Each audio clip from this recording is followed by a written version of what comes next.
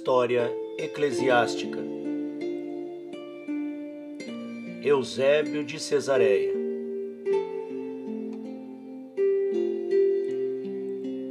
Livro 1, capítulo 3.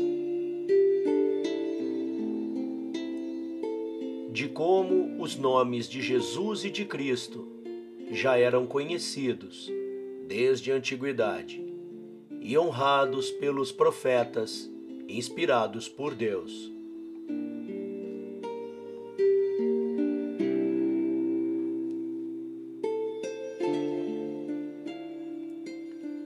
É chegado o momento de demonstrar que também entre os antigos profetas, amigos de Deus, já se honravam os nomes de Jesus e de Cristo.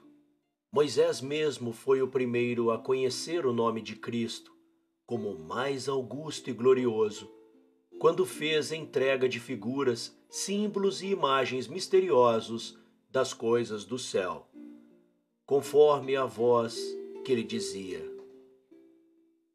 Vê, pois, farás todas as coisas segundo o modelo que te foi mostrado no monte. Êxodo 25, 40. Conferir com Hebreus 8, 5. A esta dignidade do supremo sacerdócio, que para ele ultrapassava qualquer dignidade dos homens, sobre a honra e a glória, adiciona o nome de Cristo. Portanto, ele conhecia o caráter divino de Cristo. Mas o mesmo Moisés, por obra do Espírito Divino, conhecia de antemão bem claramente também o nome de Jesus, considerando-o mesmo digno de um privilégio único. Na verdade, nunca se havia pronunciado este nome entre os homens antes de ser conhecido por Moisés.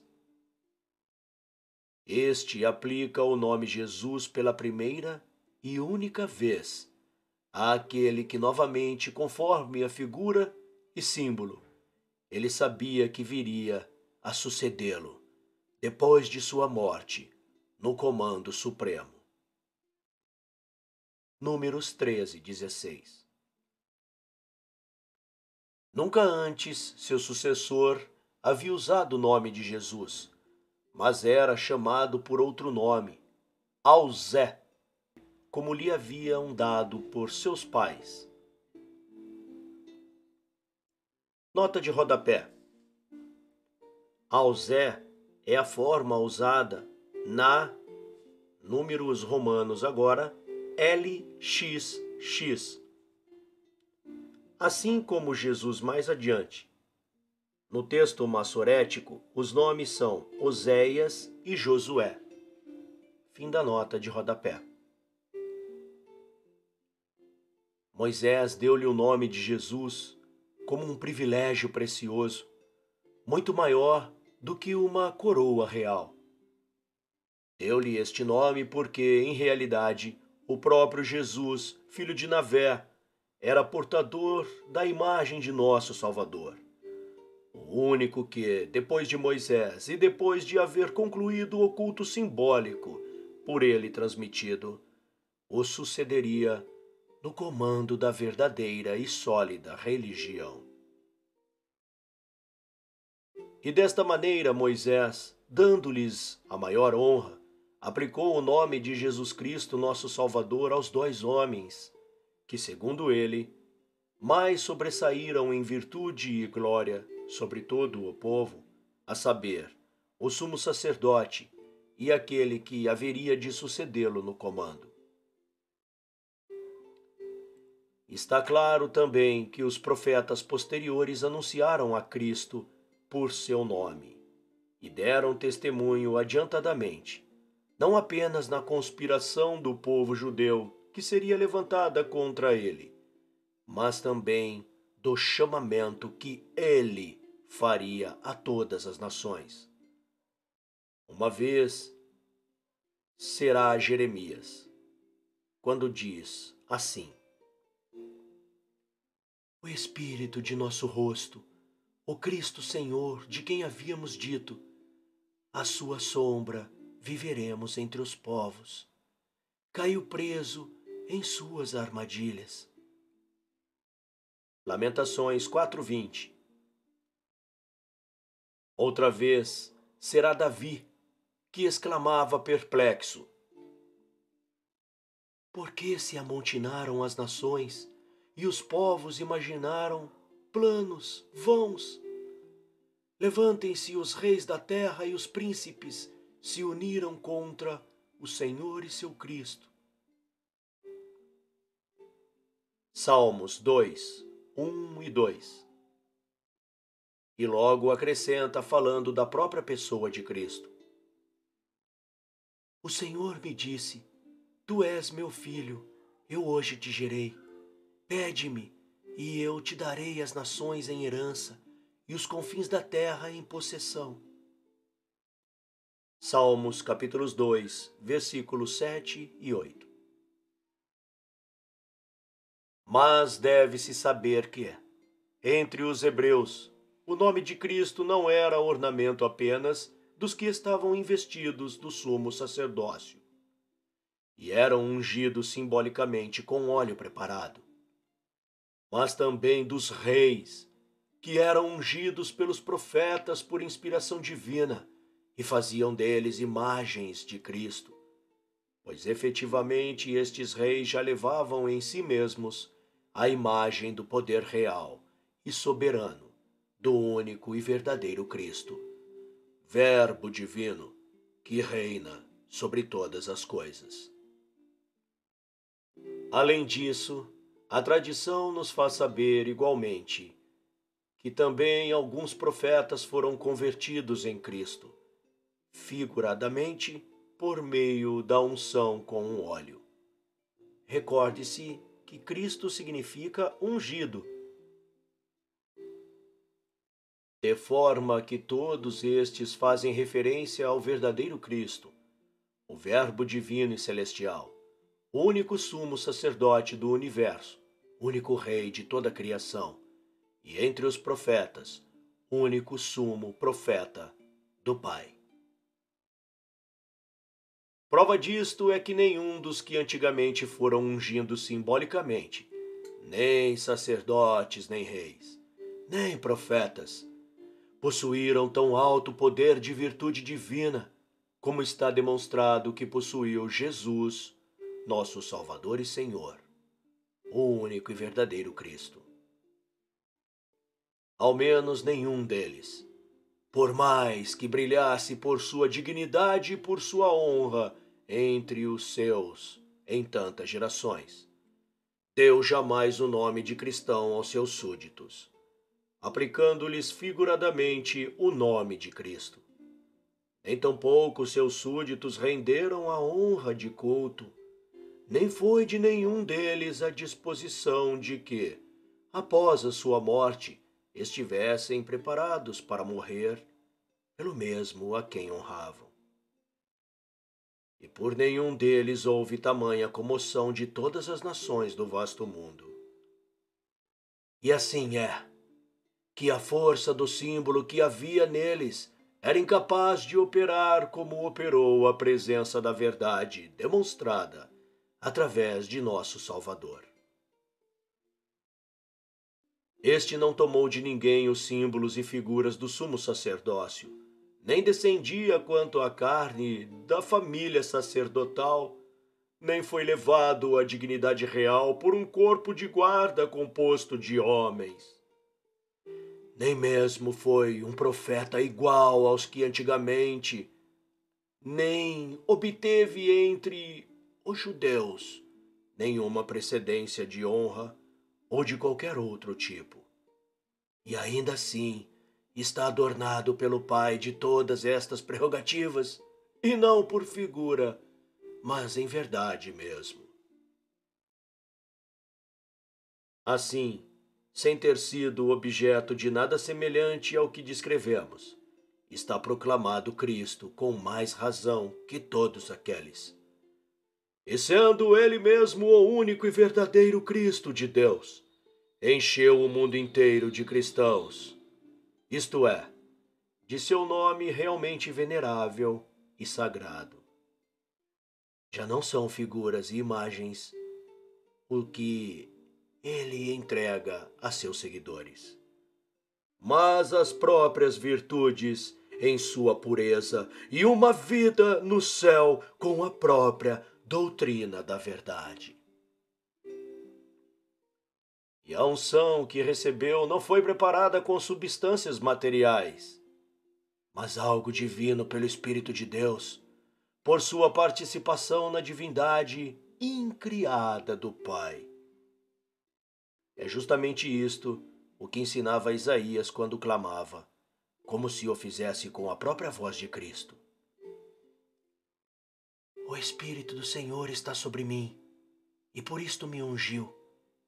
Enviou-me para anunciar a boa nova aos pobres, a apregoar aos cativos a liberdade e aos cegos o ver de novo. Isaías 61:1, Lucas 4, 18 a 19. E não apenas Isaías, também Davi dirige-se ao mesmo Cristo e lhe diz: Teu trono é, ó Deus, eterno e para sempre, o cetro do reino, cetro da retidão. Amaste a justiça e odiaste a maldade, por isso te ungiu Deus, o teu Deus, com óleo de alegria, mais que aos teus companheiros. Salmos 44, versículos 7 a 8 e 45, versículos 6 e 7. Aqui o primeiro versículo do texto o chama Deus. O segundo honra-o como o cetro real. Em continuação, depois de seu poder divino e real, mostra o mesmo Cristo em terceiro lugar, ungido não com óleo que procede de matéria física, mas com o óleo divino da alegria, representando sua excelência, sua superioridade e sua diferença em relação aos antigos, ungidos mais corporalmente e figuradamente. Em outra passagem, o mesmo Davi revela as coisas que se referem a Cristo com estas palavras: Disse o Senhor ao meu Senhor: Senta-te à minha destra, enquanto ponho teus inimigos sob os teus pés. Salmos 109, versículo 1. E também: Do meu seio te criei antes do alvorecer. Jurou o Senhor e não se arrependerá. Tu és sacerdote para sempre, segundo a ordem de Melquisedeque. Salmos 109, versículos 3 a 4. Pois bem, este Melquisedeque aparece nas Sagradas Escrituras como sacerdote do Deus Altíssimo. Gênesis 14, versículos 18 a 20. Sem que fosse assinalado com algum óleo preparado, e sem que fosse aparentado com o sacerdote hebreu por sucessão hereditária alguma. Por isso é que nosso Salvador é proclamado com juramento Cristo e sacerdote, segundo sua ordem e não segundo a de outros, que haviam recebido símbolos e figuras. E por isso que a história tão pouco nos transmitiu que Cristo tivesse sido ungido corporeamente entre os judeus, nem que tivesse nascido em uma tribo sacerdotal. Pelo contrário, que recebeu seu ser de Deus mesmo, antes do alvorecer, isto é, antes da criação do mundo, e que tomou posse de um sacerdócio imortal e duradouro pela eternidade sem fim. Uma prova sólida e patente desta unção corpórea e divina é que, de todos os homens de seu tempo e dos que se seguiram até hoje, unicamente ele, entre todos e no mundo inteiro, foi chamado e proclamado Cristo, Somente a ele reconhecem sob este nome. Dão testemunho dele e se recordam dele todos, tanto os gregos quanto bárbaros. E até hoje seus seguidores, espalhados por toda a terra habitada, seguem dando-lhe honras de rei, honrando-o mais do que aos profetas e glorificando-o como verdadeiro e único sumo sacerdote de Deus. E acima de tudo isto, por ser Verbo de Deus, pré-existente e nascido antes de todos os séculos, e por haver recebido do Pai as honras divinas, adoram-no como a Deus. E o que é mais extraordinário, que aqueles que a Ele estamos consagrados, não somente o honramos com a voz e com palavras, mas também com a plena disposição da alma, ao ponto de estimar mais o martírio por Ele do que nossa própria vida.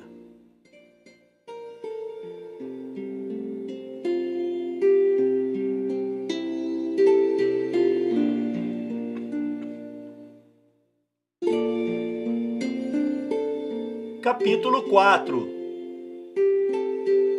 De como o caráter da religião, anunciada por Cristo a todas as nações, não era novo nem estranho.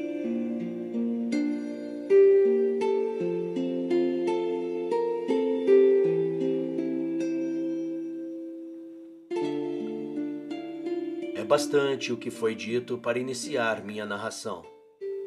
Mas que ninguém pense que nosso Salvador e Senhor Jesus Cristo é algo novo devido à sua época de vida em carne mortal. Mas para que ninguém possa ainda supor que sua doutrina é nova e estranha, como se tivesse sido criada por um homem recente e em nada diferente dos demais homens, explicaremos também brevemente este ponto. Não faz muito tempo, efetivamente, que brilhou sobre todos os homens a presença de nosso Salvador Jesus Cristo. E um povo, novo no conceito de todos, fez sua aparição assim, de repente, conforme as inefáveis predições dos tempos. Um povo não pequeno nem fraco, nem localizado em algum recanto da terra, mas, ao contrário, o mais numeroso e o mais religioso de todos os povos, indestrutível e invencível, por ser em todo momento objeto do favor divino. O povo ao qual todos honram como o Cristo. Um dos profetas que contemplou antecipadamente com os olhos do Espírito de Deus a futura existência deste povo, encheu-se de um tal assombro que se pôs a gritar: quem viu semelhante coisa e quem falou algo assim? Nasce uma terra em um dia e nasce um povo de uma vez. Isaías 66, 8. E o mesmo profeta faz também alusão em outro lugar ao nome futuro deste povo quando diz: e os meus servos serão chamados por um nome novo, que será bendito sobre a terra. Isaías 65, 15. Mas se está claro que nós somos novos e que este nome de cristãos foi só realmente conhecido entre todas as nações recentemente, ainda assim, e apesar disso, demonstraremos aqui que a nossa vida e o caráter de nossa conduta, adaptar aos próprios preceitos da religião, não é invenção nossa de ontem, mas que, por assim dizer, manteve-se em rigor desde a primeira criação do homem, graças ao bom senso daqueles antigos varões amigos de Deus. O povo hebreu não é um povo novo, pelo contrário, é sabido por todos que os homens sempre o reconheceram por sua antiguidade. Pois bem, seus documentos e escritos mencionam alguns homens antigos, escassos e espaçados no tempo, é certo, mas em troca, excelentes em religiosidade, em justiça e em todas as demais virtudes. Destes, alguns viveram antes do dilúvio, outros depois. E dentre os filhos e descendentes de Noé, destaca-se especialmente Abraão, de quem os filhos dos hebreus que se gabam de ter por pai o primeiro pai. Se, remontando-se desde Abraão até o primeiro homem, alguém dissesse que todos estes varões, cuja justiça está bem documentada, foram cristãos, ainda que não por nome, mas por suas obras, não estaria enganado. Porque o que este nome significa é que o cristão, devido ao conhecimento de Cristo e de sua doutrina, sobressai por sua sobriedade, por sua justiça, pela firmeza de seu caráter, pelo valor de sua virtude e pelo reconhecimento de um só e único Deus de todas as coisas. E a atitude daqueles homens em relação a estas coisas em nada era inferior à nossa. Não se preocuparam com a circuncisão corporal, como tampouco nós, nem da guarda do sábado, como tampouco nós, nem da abstenção destes ou daqueles alimentos, nem de afastar-se de tantas outras coisas, como Moisés deixou por tradição, para que se cumprissem como símbolos, e que nós, os cristãos de agora, tampouco guardamos. Em troca, claramente conheceram ao Cristo de Deus, que, como demonstramos antes, apareceu a Abraão, tratou com Isaque, falou a Israel e conversou com Moisés e com os profetas posteriores. Por isso poderás ver que aqueles amigos de Deus são também dignos do sobrenome de Cristo, conforme a sentença que diz sobre eles: não toqueis aos meus cristos, nem façais mal aos meus profetas. Salmo 104, versículo 15. Daí se percebe claramente a necessidade de crer que aquela religião, a primeira, a mais antiga e mais venerável de todas, tesouro daqueles mesmos varões amigos de Deus e companheiros de Abraão, é a mesma que recentemente foi anunciada a todos os outros povos, pelos ensinamentos de Cristo. Talvez se possa alegar que Abraão recebeu muito tempo depois o mandamento da circuncisão, mas também se proclama e se dá testemunho de sua justificação por sua fé, anterior a este mandamento, pois diz assim a Divina Escritura: e creu Abraão em Deus, e foi-lhe imputado para a justiça. Gênesis 15, versículo 6. E a ele, assim justificado mesmo antes da circuncisão, Deus, que lhe apareceu, e este Deus era o próprio Cristo, o Verbo de Deus, comunicou um oráculo a respeito dos que, em tempos futuros, seriam justificados do mesmo modo que ele. Os termos da promessa são: em ti serão benditos todos os povos da terra. Gênesis, capítulo 12, versículo 3. Capítulo 22, versículo 18. E também: e se fará um povo grande e numeroso, e nele serão benditos todos os povos da terra. Gênesis, capítulo 18, versículo 18. Agora, pois, pode-se estabelecer que isto foi cumprido em nós, porque efetivamente Abraão foi justificado por sua fé no Verbo de Deus, o Cristo que lhe apareceu. Depois que deu a Deus as superstições de seus pais e ao erro de sua vida anterior, e após confessar um só Deus, que está sobre todas as coisas, e de honrá-lo com obras de virtude, não com obras da lei de Moisés, que veio mais tarde.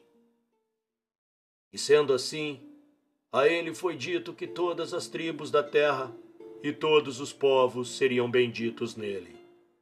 Pois bem, nos dias de hoje, esta mesma forma de religião de Abraão só é praticada com obras mais visíveis do que as palavras entre cristãos espalhados por todo o mundo habitado. Portanto, o que poderia ainda impedir-nos de conhecer uma única e idêntica vida e forma de religião para nós, os que procedemos de Cristo, e para aqueles antigos amigos de Deus? Deste modo, teremos demonstrado que a prática da religião que nos foi transmitida pelo ensinamento de Cristo não é nova nem estranha. Mas, para dizermos a verdade, a primeira e única verdadeira. E baste-nos isto.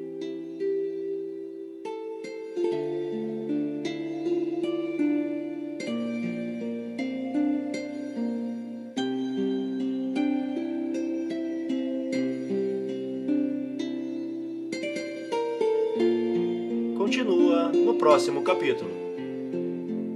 Obrigado por ouvir. Se gostou, deixe seu like, compartilhe e esteja aqui para a próxima leitura. Considere se tornar membro deste canal. O link do grupo de nosso canal está na descrição desse vídeo. Te encontro na próxima leitura.